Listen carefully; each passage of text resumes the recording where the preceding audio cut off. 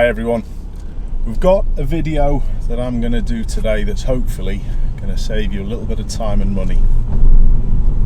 Choosing the correct instructor is probably the biggest decision that you've got to make on how successful you're going to be and how quickly you're going to learn to drive. So how do we choose the correct driving instructor? Most people have friends or family who have learnt and often go through recommendations, and that's honestly the best thing that I can advise. If you've been recommended to someone who's done a good job with someone you know, it should be a pretty safe bet, but it's not always going to be a safe bet. So those driving instructors who have worked wonders with someone in your family, you know, they may have a style that's not suited to you. Me myself can be quite blunt and straight to the point, and often you may find people that will be too much for. And alright, driving instructors, they should change their style, and I do change my style, but even my lightest style can often be a little bit too much for people. I understand that fully and acknowledge that. So driving instructors should be able to adapt slightly, but some can't. And honestly, some driving instructors are pretty poor. Some of the things that they get up to and some of the things that they do beg a belief, to be honest. Have a look at these. This clip was sent to me by an independent driving instructor.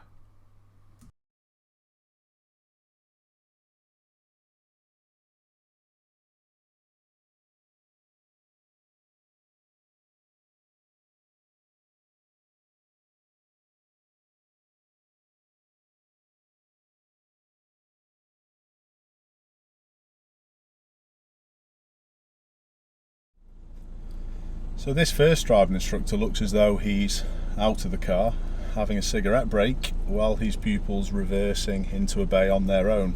Now, that's illegal. This car park that this was actually shot in was a private car park, but it has public access, so the normal regulations of the road apply. So this guy's effectively breaking the law. Has your driving instructor ever done that? They shouldn't do. But it's actually nothing compared to this next clip that I'm going to show you. Have a look at this.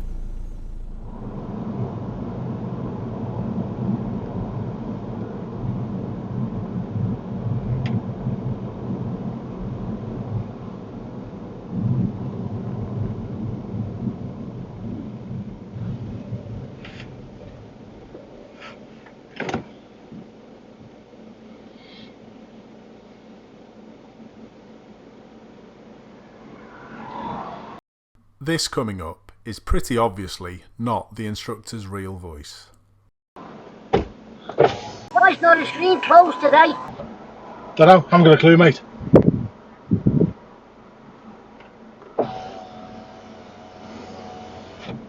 Wow.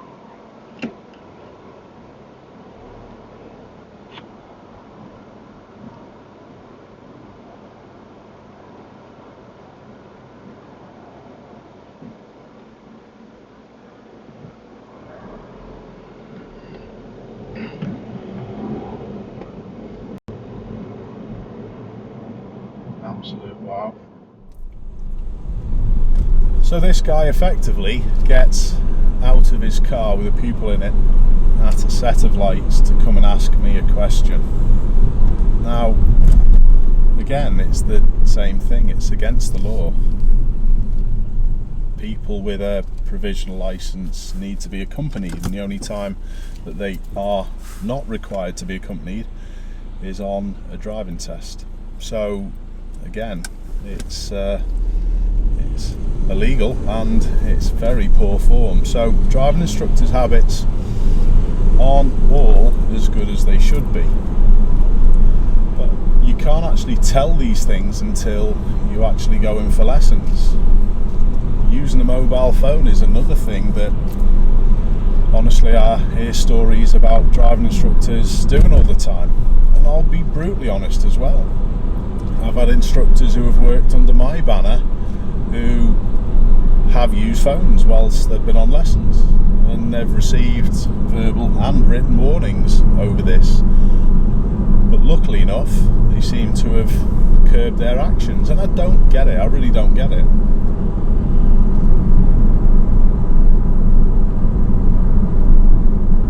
At the end of the day, it's illegal, and you're putting your pupil at danger, and you're putting other people at danger.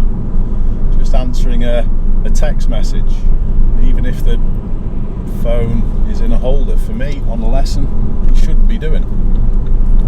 The driving instructor's habits, as you can see, aren't the best sometimes.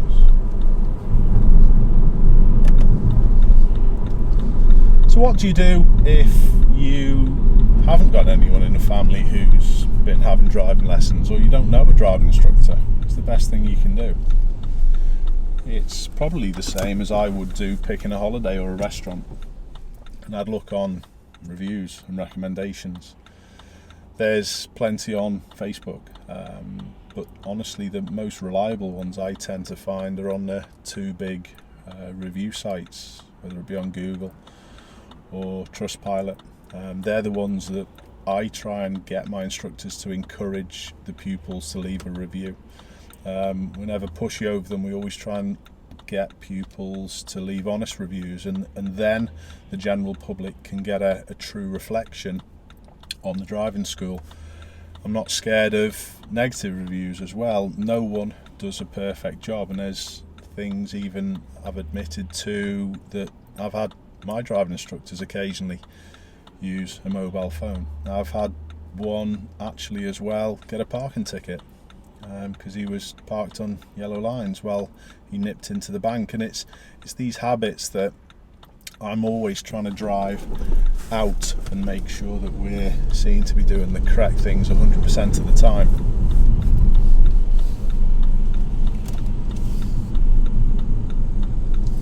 So what if you've chosen your driving instructor from maybe a Google review and they turn out to be late all the time? They turn out to be cutting lessons short. Honestly, talk to them about it. We get complaints occasionally. I'll talk to you in a minute about one that I had the other day. We get complaints that the general public go off and maybe put all over social media without actually talking to the company first and talking to us first and trying to let us rectify it. But sometimes talking to your actual instructor themselves about the problems that you've got, maybe if they are dropping you off a little early and you're not getting the full hour, that's something you should bring up with them. But I've also had situations where a pupil's complained that we've got back maybe 3 or 4 minutes early of the hour, but they failed to recognise that the previous lesson we got back 10 minutes late. So there's usually two sides to a story, so just be fair, and if you act in a fair way with any complaint that you have towards your driving instructor, you should get a correct response. If you don't get a correct response, you can always complain to the DVSA and they should do something about it. I know the complaints procedure, and I know that the DVSA do act on these complaints that people do send in as well. So make sure you tell someone. That's all I can advise. Going back to what I was saying before, I received a recent complaint about one of my instructors, and it was on Google, so it's out to thousands of people every month. And the complaint was effectively that the customer had thought they'd wasted their money on a lesson because they'd had 10 previous hours with a different driving school, and they came to have lessons with one of my instructors, and they checked their eyesight, and their eyesight was not up to the required standard. They couldn't see far enough. read a number plate at the required distance. So what my driving instructor correctly did, they didn't let them drive on any public access roads. They took them to a secluded car park and let them have their lesson there. And quite simply, they made a complaint that they'd had 10 lessons with a previous driving school, and then they were wasting their money with one of my drivers. But my driver did exactly the right thing. But to be honest, after I explained this to the customer, when they did eventually ring up, after I posted a semi-sarcastic response, as probably most people on this channel will know, I do have like a tongue-in-cheek way of answering things sometimes, and people take offence to it. So this guy rang up, and once he realised that the last driving school that he had been with had been letting them drive illegally, he soon changed his tune. He actually took the review down. I didn't even ask him to, but he just offered to, which was fair play. So go on reviews, make sure you stand up for what is right. If you're paying for a full hour, make sure you receive the full hour, but take it into account of maybe previous lessons where you've got back a little bit late. What if you just don't see eye to eye with your instructor? Like I explained a little bit earlier, that can be potentially something that happens with people on my lessons, because I can be quite strong with how I come across, and I get that. What if that's not for you and your instructor's not able to adapt? Well, look for someone else. Maybe give the company again a chance to find a different instructor if there's a number of instructors who work for that particular company. If it's a one-man band, find someone else. Try different instructors until you find the instructor that suits yourself, and that's the key to it. You get many instructors of differing abilities as well out there. I do loads of standards check work with instructors in my local area, and I'm in good verbal contact with a couple of the examiners who actually perform these standards checks, and I know for a fact that there's been well over 1,000 driving instructors in, I wouldn't say recent months, maybe over the last year, 18 months or so, who have been struck off because they haven't reached the required standard. Now, it's hard to actually gauge what standard they are at. You could ask them what grade they are, and it's not 1 to 6 nowadays like it used to be. It's grade A or grade B. Some driving instructors are going to post their results online on the government's website, and everyone can go on and have a look at mine. I am a grade A, it's not a problem, but very rarely are you going to be posting your grade if you're a grade B. So it's only generally instructors who are the grade A who are going to go off and do this. But that doesn't mean people who don't advertise their results or let the DVSA publish their results are going to be a lower grade. And this lower grade doesn't actually make a lot of difference, if I was honest. It could mean one tiny little thing on your standards check which has pushed you to a grade B. It could be 1 mark. So honestly, that's not something that you need to be really concerned with. What I would say is make sure that you gel with your instructor, make sure you're happy with their methods, make sure you feel comfortable. I've done a video on have you got a shouty instructor. Now that's misinterpreted a lot of the time by pupils, as I explain on that video, and I'll put a link up at the top. But if you have got a driving instructor who's shouting and bawling at you all the time, maybe you need to look somewhere else. So don't get wrapped up with the grade of the driving instructor.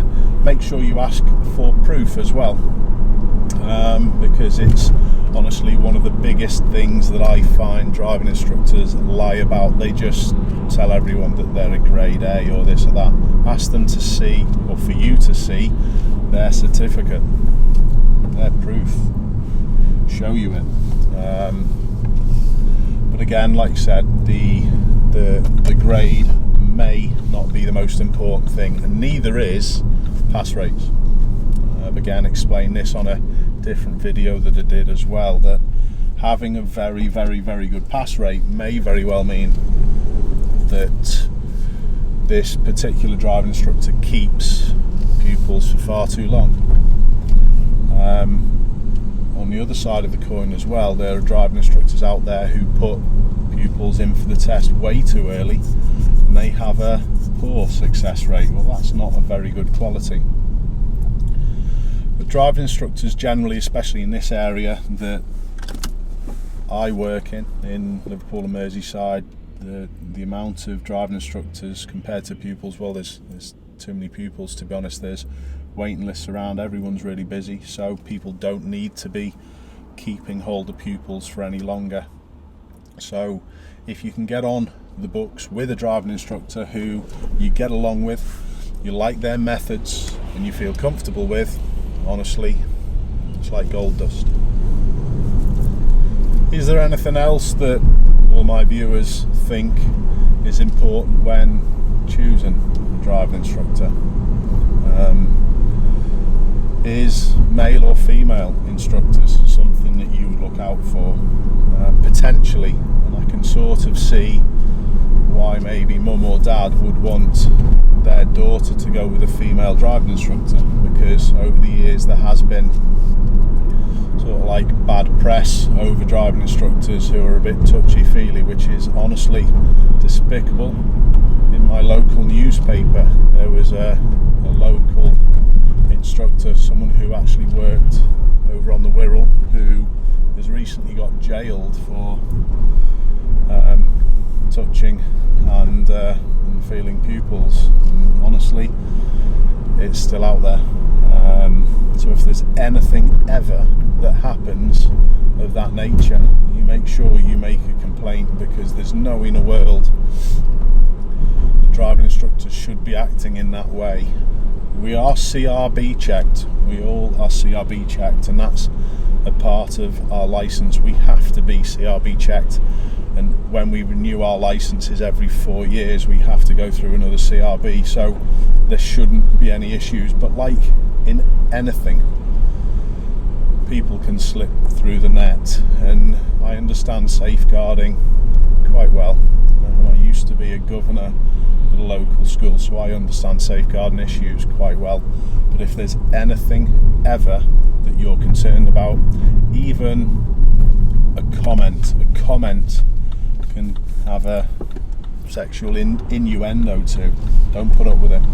Make sure you make a complaint, tell someone, tell your parents first of all, tell your partner, bring that up with the instructor may very well be awkward. So in that scenario, I don't know, maybe make a complaint to their company if they work for a company, and give the company a chance to sort it out.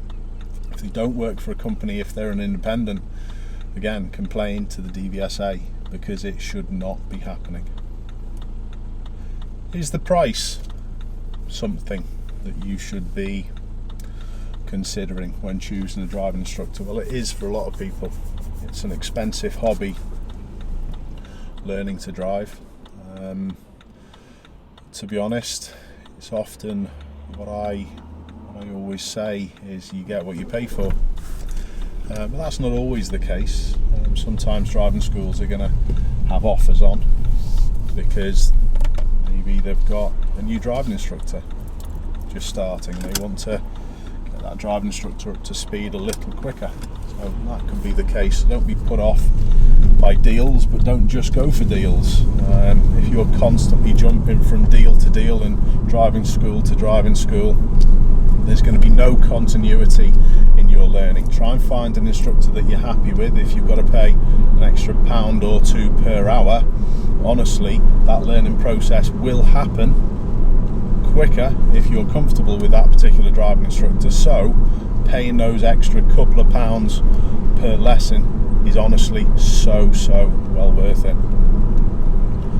So don't necessarily go for the cheapest, but the most expensive isn't, again, necessarily going to be the best. So try it out.